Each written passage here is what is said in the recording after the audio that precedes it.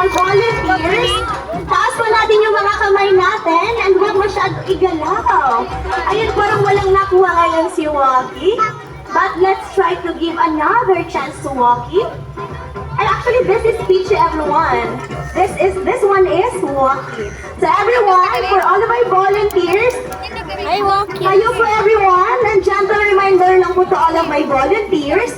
So don't hold on too tightly on your pay-per-view so that our teacher bird can do something about it. And second, huwag po nating masyadong igalaw ang ating mga kamay para hindi po malito ang ating teacher bird this morning. No, I would like to ask once again, students of the Bird School, are you ready to meet again our next teacher bird?